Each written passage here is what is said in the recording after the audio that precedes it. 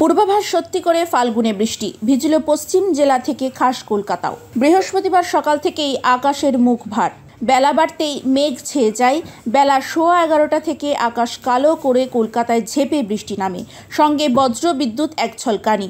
মেঘের শেষ থেকেই বাঙালির সাধের শীত চুরি গেছিল। গরমের আমেজ ছিল শহর কলকাতায়।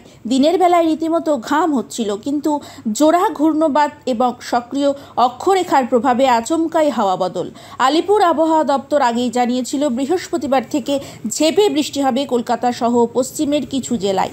বাদ পড়বে না নদিয়া, হাওড়া, উত্তর 24 পরগনাও। এদিন সকাল থেকেই সেই পূর্বাভাস সত্যি করে বৃষ্টি নামে রাজ্য জুড়ে। বেলা যত বেড়েছে বৃষ্টির দাপট তত বেড়েছে, কিন্তু এর প্রভাবে কি ফিরবে শীতের আমেজ? কি বলছে হাওয়া অফিস? রবিবার পর্যন্ত চলবে বৃষ্টি।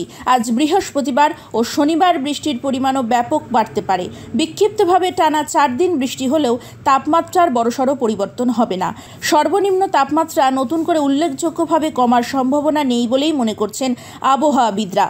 তবে শুধু কলকাতা নয়, সকাল থেকে বৃষ্টি শুরু হয়েছে পূর্ব ও পশ্চিম বর্ধমানে। সকাল থেকেই পশ্চিম বর্ধমানের মেঘলা আকাশ, সেই সঙ্গে শুরু হয় বৃষ্টিপাতও। বৃষ্টির ফলে বসন্তের প্রাক্কালে ঝরতে শুরু হয়েছে আকাশমণি, পলাশ ও রাধাচূড়া ফুল। কিছুটা ক্ষতি আমের মুকুলেও। পূর্ব বর্ধমান জেলার আউশগ্রাম, ভাতার, কাটোয়া, মঙ্গলকোট প্রভৃতি এলাকায় দেখা দিয়েছে ঘড়ির কাঁটা 9টা ছুঁতেই বৃষ্টি শুরু হয়েছে।